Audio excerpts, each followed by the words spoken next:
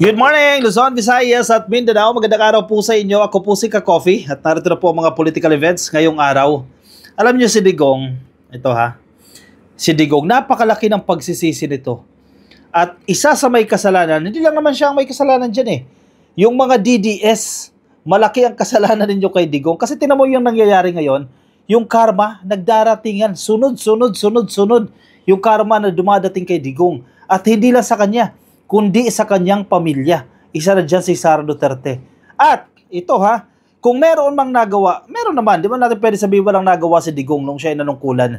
Yung legacy na naiwan niya, unti-unting nabubura at kinikwestiyon ng taong bayan. At malaki ang kasalanan ng mga DDS dyan. Noon pa yan, Ka-Coffee. Pagkatapos ng kanyang pagka-presidente, hindi natin makakalimutan yan kasi binantayan din natin itong si Digong eh. Sabi niya magre-retiro na siya. Pero dahil sa mga issue, walang ipapanlaban, nahati yung PDP, napilitan siya mag-file ng kanyang candidacy. Di ba? Parang if I remember correctly, sa pagka-senador and then nag-back out. Hanggang natuluyan, walang naging pambato sa pagka-presidente itong PDP laban. Ngayon, nagsisisi na si Digong. Basang-basa ko sa kanyang mga interview, nagsisisi siya. At pagod na yung kanyang katawang lupa. Pagod na. Napanood niyo ba yung interview niya? Sabi niya, I am retired. Kahit meron siyang existing na certificate of candidacy dyan sa Davao, no? Dahil tumakbo itong mayor, sabi niya, I am retired. Hindi na ako babalik. Pagod na at naghihintay na lang siya ng kanyang kamatayan. Kaya mga DDS, pag sinabi natin DDS, hindi lang yung mga supporters. Yung mga politiko na nakasandal kay Digong, mga DDS din yan. Papagpahingahin nyo na si Digong para matahimik na rin po itong gobyerno natin. Papagpahingahin nyo na. Alam mo kung bakit? Itong mga senatorial aspirants, itong mga local government officials, na gusto pa rin dumikit kay Digong dahil humaasa pa rin sila doon sa Duterte votes. Umaasa pa rin sila na matutulungan sila ni Digong para maipanalo sila. Gumawa kayo ng sarili niyong pangalan. Humanap kayo ng iba ninyong endorsers. Huwag nyo nang abalahin si Digong. Pagpahingahin nyo na yung matanda. 79 years old na yan. Sa kanya mismo nang galing yan, no? I am retired. May existing COC. Pero hindi na siya babalik. Mapupunta na ang Davao. Not literally mapupunta, no? Kundi under the leadership of the Nograles.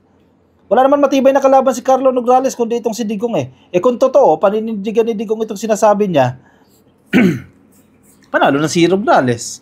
Malinaw naman yan. Bakit nagsisisi itong si Digong? Wala eh. Nakakalkal lahat ng mga kaso. Yung kanyang pag-amin dyan sa Senado, malaking factor yan. At hindi lang yan, Ka-Coffee ha. Ngayong gabi lang din, Ka-Coffee, bago tayo sumalang. May mga sinampa na naman pong bagong kaso. Dahil lumalakas yung loob nito mga biktima eh. Dahil sa pag-amin ni Digong eh, dyan sa Senate hearing eh. Sa subcommittee na yan, Senate Blue Ribbon Subcommittee. Sa pag-amin ni Digong, marami ang nabubuhayan ng loob at nagfa-file ng kaso. Kahit papaano man lang makamit nila ang hustisya na hindi nila nakamtan sa administrasyon ni Digong. Ito, ngayong araw lang yung Ka-Coffee, nasa Inquirer.net. RAPS filed versus Duterte at UNHRC. United Nations, Ka-Coffee. Bago itong kaso na to, Ka-Coffee. Sa UNHRC, United Nations Human Rights Committee. Huwag na natin pag-usapan yung ICC. Huwag na natin pag-usapan yung mga isasampa pang kaso kay Digong dito sa korte. Tila mo ha? Kaya medyo bumabait ito eh. Gusto na nito magpahinga. Pagod na yan, Ka-Coffee. Imagine niyo 79 years old na yan. Tapos ayaw nyo pang pagpahinga. Mga DDS, malaki ang magagawa ninyo. Peace of mind. Bigyan nyo ng peace of mind. Yang si Digong. Ang problema, buti kung papayag yung kanyang mga kaaway. Habulin siya. Laila de Lima, hindi titigil yan. Pag nanalo pa naging party list yan. Kahit nag-i-cause na ito, Ka-Coffee, si Digong eh, wala pa rin. Sasampahan niya ng kaso yan. Hindi pwedeng gano'n na lang. Nabasa man lang maabsuelto. Kasalanan din ng mga DDS yan. Yes, may kasalanan din si Digong dyan. Kasi siya yung actor dyan eh. Pero, pressure din siya ng kanyang mga supporters at ng mga taong nakasandal sa kanya. The families of labor organizers and activists who were killed in several simultaneous police operations in 2021 on Friday filed a complaint at the United Nations Human Rights Committee against former President Rodrigo Duterte and two former officials of the Philippine National Police. Oh, tinan mo, nagdadatingan itong mga kaso. Sunod-sunod itong mga kaso na ito na nagdadatingan. Hindi siya mapapahinga dahil kailangan niya sumagot. Sabi niya, naghihirap na siya. Wala na raw siyang pamasahe. Sabi ng HOR, sige, sagutin namin yung pamasahe mo. Umatin ka dito sa hearing. Pero hindi man totoo na naghihirap na. Pero yung stress na binibigay dito sa kanya, kawawa rin siya. At kung yung gusto niyang protektahan yung legacy o protektahan yung pangalan niya, wala na, sirang-sira na. Lizelle Asuncion, wife of trade union leader Manny Asuncion, and Rosenda Lemita, mother of activist Ana Marie Evangelista, filed separate complaints at the UN body after domestic legal remedies supposedly failed them. So wala sila nakuhang remedyo, legal remedies o resolution sa kanilang mga silang pangkaso, umakyat sila ng United Nations. Mahaba-habang proseso na naman ito ka-coffee. And of course, syempre, i-disregard na naman yan ng kampo ni Digong. Expected na natin yan, the way they handled the issue with the ICC, no, na walang jurisdiction, etc., etc. And then they will encourage these people to file their complaints sa korte dito sa Pilipinas. The women's complaints accused Duterte. Kasama din po si former PNP Chief Guillermo Eleazar and Police Colonel Lito Patay of violating the UN International Covenant on Civil and Political Rights which the Philippines signed in 1996. Signed in 1966. Medyo matibay-tibay ka coffee ito ha. Pero anong consequence? Hanggang saan sila dadalhin ito? We promise that we will not stop until Duterte and his Davao boys are held accountable for their crimes against the people. Sabi po ni Asuncion sa kanyang panayam sa mga reporter. Ang problema nga sabi nga ni Digong, naghihintay na lang siya. I think totoo naman, nararamdaman niya naman yan yung katawan niya. Hirap na siyang tumayo, hirap na siyang maglakad, hirap na siyang magsalita. In the coming days, in the coming weeks, in the coming months, posibleng mangyari kay Digong yan. And magbe-benefit din si Sara Duterte dyan. May mga nakakausap nga ako ka-coffee. I don't know kung bibilhin niyo itong ideya na ito. Sabi nila, sino kaya ang susunod na presidente? Diba? Sara Duterte, Raffy Tulfo, yan yung mabibigat pagdating ng 2028. Ang sabi nila, si Sara Duterte malaki daw yung laban. Alam mo kung bakit? Kasi bago sumapit yung 2028, mamamatay daw si Digong. Diba, historically, sa kasaysayan po ng Pilipinas, namamatay yung magulang, tumatakbo yung anak, nananalo kasi yung simpatiya ng mga Pilipino. Kasi tayo daw mga Pilipino, medyo emotional tayo nakikidalamhati tayo doon sa mga tao na namatayan, so susuportahan yan. Parang yung nangyari kay Pinoy, diba?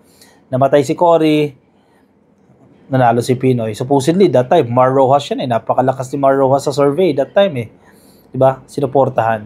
O sino pa, marami pa ka-coffee na nagiging emotions ang nagiging batayan ng kanilang pagtakbo. So, sa usapan namin, yun ang argumento nila. Si Sara daw ang susunod na presidente dahil mamamatay daw si Digong before the 2028 presidential elections. I don't think so din naman kasi medyo malakas-lakas din naman ang kabilang kampo, no? Hindi natin alam, no? Pero let's cross the bridge when we get there, sabi nga. Patay was supposedly a part of the Davao Voice, a group of police officers whom Duterte summoned to Metro Manila at the height of his deadly war on drugs, for which he already faces charges of crimes against humanity before the International Criminal Court. Ang lalabas nito, parang duplication ito, ka-coffee. Though separate body naman yan, ICC, UNHRC, magkaiba naman yan. Pero yun nga yung hindi nila paggalang doon sa kaso ng ICC. Pero okay lang din yan, at least umusad. Kung hindi nila nakuha yung hustisya nila, sa tingin nila, karapatan naman nila yung ka-coffee Kung nasabi nga nila, nag-failed yung kanilang legal remedies dito po sa Pilipinas, sa korte dito sa Pilipinas, and then karapatan naman nila yan. And nasa decision din naman yan ng United Nations kung magiging valid o tatanggapin nila itong mga reklamong inihain nila. Also named in the complaints, 17 more police officers who were mostly assigned in the Southern Luzon Police Command. Asuncion, husband of Manny, was among the 9 individuals who were killed in the police operation that involved simultaneous raids in the Calabarzon region on March 7, 2021. That has come to be known as the 2021 Bloody Sunday raid. So, sikat na sikat yan ka-coffee. Yung panahon na yan Alam naman natin talaga ka-coffee na may kalabisan yan. Kay Kian de los Santos lang ka-coffee. May kalabisan dyan, may pang-aabuso dyan. Ganon din naman ang ginawa niyan Kasi even si Duterte, siya mismo nagsabi niyan. Diba? Utos siya sa kanyang mga pulis. Encourage niya yung mga suspect na yan na manlaban. humugot and then barilin nyo agad sa ulo. Hindi naman tama yan, di ba? Warning shots nga lang dapat yan eh. Totoo naman talaga yan. Yun nga lang, kasi legal remedies ito, mahaba-habang proseso yan, and malaking resources din ang kinakailangan nila dyan. Pero kung gusto mo talaga ilaban yan, itong mga pamilya na nag-file, yan naman talaga ang tama, edi ituloy nyo lang po yan. Yun lang, kinakailangan nyo rin ng matindi-tinding suporta yan, kasi syempre, pahabaan din ng PC yan eh. Yes, may mga volunteer tayo, pero ang tanong dyan, to what extent yung kanilang volunteer services na may ibibigay nila. So medyo mahirap na battle ito ka-coffee, pero para sa hustisya, kinakailangan nilang gawin yan. And si Digong, hindi na iniisip ni Digong yan na makukulong siya. Kasi sa kanyang press conference, iniisip niya lang mamamatay na siya eh. Hindi niya na iniisip yan na makukulong. Sa dami ng pera niyan eh. Let's say, mag-file ng kaso sa korte. Sige, sabihin natin yan, this year o next year, mag-file ng kaso. Siyempre, magkakaroon ng mga hearing yan. Appeal. Wala na, chugs na si Digong. Bago pa magkaroon ng finality, yung kaso na yan, na didesisyonan ng Korte Suprema. So, hindi natin tingnan ni Digong yan. Si Digong, ano na lang to? Parang naglalaro na lang ito ka-coffee. So, sana nga panindigan niya yung sinasabi niya na nag-retire na siya. Para makatulong siya sa Davao, makatulong siya sa Pilipinas. Kasi ang laking bagay ka-coffee kung titigil si Digong. Kung magpapahinga na si Digong, hindi na siya mangingialam sa leadership ni Pangulong Bongbong Marcos. Mas gaganda ang takbo ng gobyerno eh. Kung titigil ito si Digong ha, kung mananahimik ito. At itong mga DDS, kayo naman mga DDS ha, makinig kayo ha, mga DDS. Tantanan nyo na si Tatay Digong, parang awan nyo na, tulungan nyo na yung matanda. Huwag nyo na siyang karay-karayin, yung mga magkakandak pa ng kampanya, magkakandak ng mga maisog rally, huwag nyo nang karay-karayin yan para i-endorso lang kayo. Itong mga politiko na tumatakbo at gusto pa rin ng endorsement ni Digong, maawa kayo dun sa matanda. Magampanya kayo, maghanap kayo ng ibang endorsers, huwag nyo nang hatak-hatakin si Digong. Actually, inaagaw nyo yung oras ni Digong para sa kanyang pamilya eh. Para kay Kitty at kay Hanilet Avancenia eh. Huwag nyo nang karay-karayin, maghanap kayo, magdala kayo ng mga celebrities dyan. Make your own. Diba? Gumawa kayo ng sarili nyong pangalan, huwag nyo nang karay-karayin si Digong. Kasi hanggat nandiyan si Digong, lalang gumugulo lang eh. Diba? Kung ano-anong nasasabi sa gobyerno, syempre may mga supporters na magre-react. Tulungan nyo na si Digong para hindi masira totally yung kanyang legasiya, papagpahingahin nyo na. Sabi niya, I am retired. Ilang beses siyang sinabi, pakinggan niyo yung interview na yan, I am retired. Tantanan nyo na siya, kayong mga DDS. Makatulong kayo sa kanya, tantanan nyo na siya. Hayaan nyo si Inday Sara Duterte magtanggol sa sarili niya. Si Basta pagtanggol niya ang sarili niya. Si Pulong ipagtanggol niya ang sarili niya. Malaking tao na yung mga yan eh. Gumagastos na nga ng millions of pesos eh. 125 million pesos eh. In 11 days si Inday eh. Hindi niya pa ba kaya pagtanggol sarili niya? Abogado naman yan, kaya na pagtanggol yan. Huwag nyo nang idamay si Digong para matigil na rin yan. Win-win yan ka-coffee para sa administrasyon. Yun na lang, lose-lose sa inyo yan. Wala kayong habol dyan kasi hoping kayo sa Duterte votes. O siya, ano sa tingin ninyo ka-coffee? I-comment po ang inyong opinion reaction dyan sa ating comment section para mabasa po yan ng iba natin mga ka-coffee at mga DDS na nakikinig po sa atin ngayon. Baka nasa Facebook po kayo, di pa kayo naka-like at naka-follow sa ating Facebook page. Libre po yan ha. Like and follow sa Facebook page, sa YouTube. Click lang po na subscribe at hit nyo na din po yung notification icon para kayo po i-updated sa ating mga bagong upload. May bagyo na naman po ha. May bagyo na naman. Ingat po kayo. Ka-coffee ha. Signal number 1 po dito sa Metro Manila at sa Central Luzon, Northern Luzon.